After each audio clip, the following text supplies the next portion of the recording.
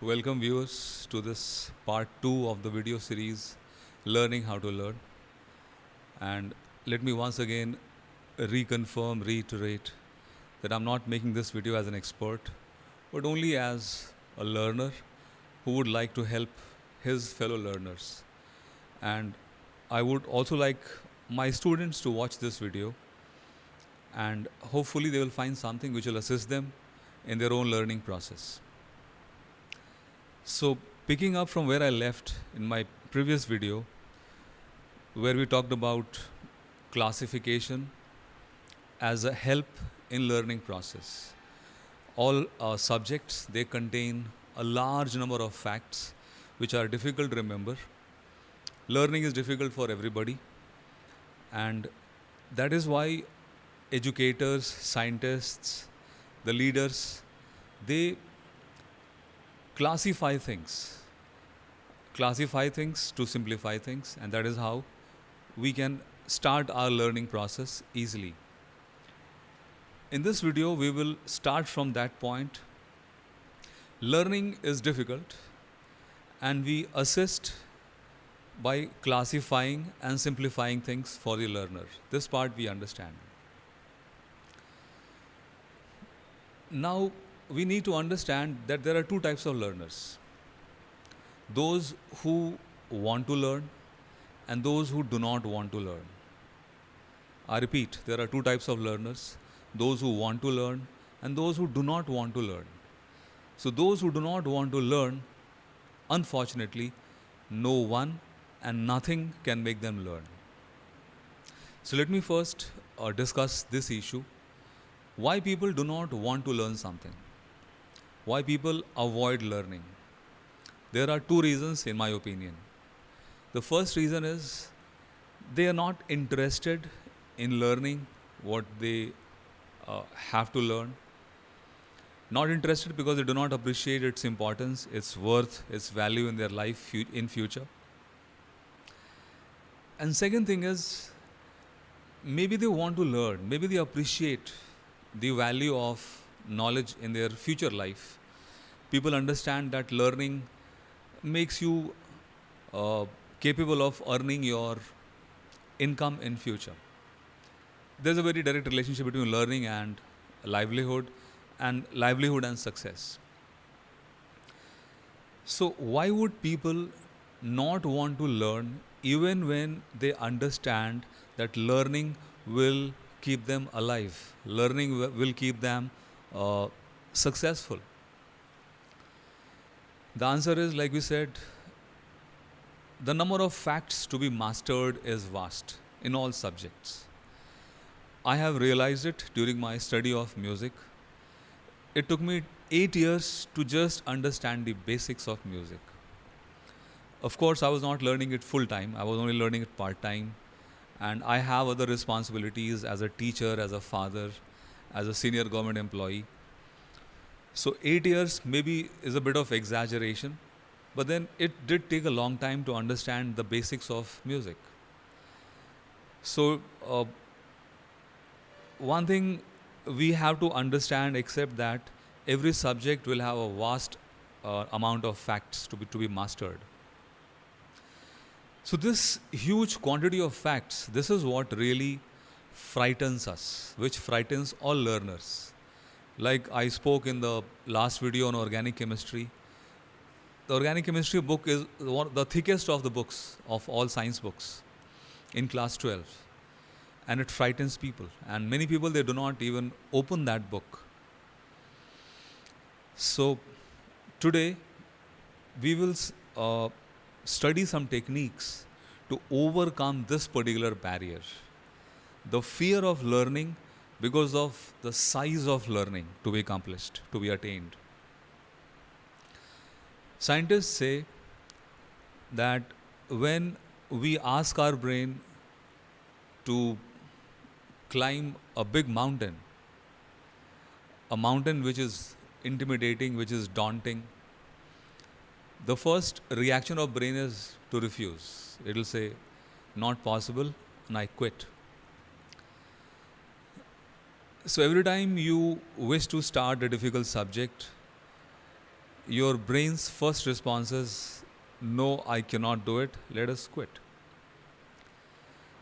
And if you listen to your brain, then you naturally quit.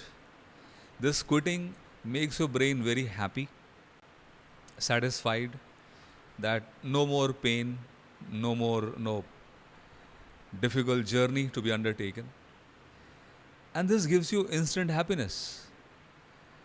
And this phenomenon of avoiding, postponing learning till another date indefinitely, it is called procrastination. And procrastination gives us immediate gratification, immediate satisfaction, immediate pleasure, and immediate happiness. And that is why people avoid learning, and it makes them very happy. So, if you are also one of those who avoid learning, once again, you're not the only one, and once again, you're not inferior. So, this mind is like a monkey, and if you just leave it, it will keep on dancing, it will not stay at one place. And in this course, Learning How to Learn by Dr. Barbara Oakley and Dr. Terence Seniowski, they teach about a technique called Pomodoro technique. Pomodoro is tomato in Italian, and they have used this word Pomodoro technique because when they learned about it, uh, somebody was using a timer with an alarm that was shaped like a tomato. And that is why they have decided to continue with this name, Pomodoro technique. Pomodoro technique is that timer technique. How to use this technique? Please understand that brain is hard to control, and therefore we have to deal with it, we have to negotiate with it, we have to talk to it. So we make a deal with the brain.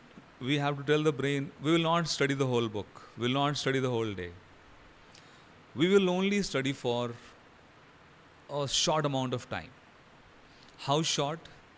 In that course, they mention a time of 25 minutes. So the technique is, you switch on the timer.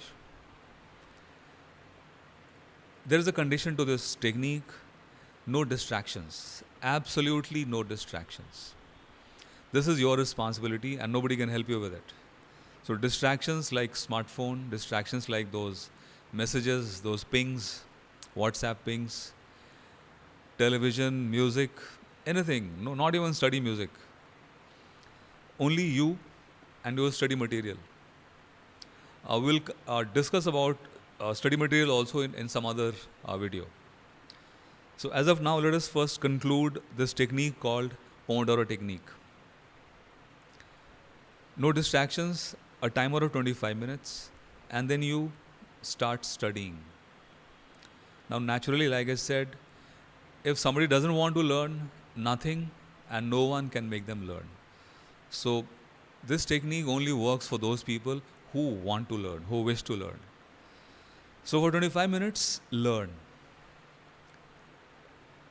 In this 25 minutes, you will definitely learn something. You will pick up something.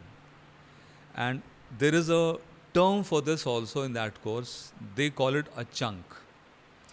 Chunk is a small piece of knowledge, information, which your brain has just now added to itself, and it will be stored in memory, and later on it will be used in solving problems of your life.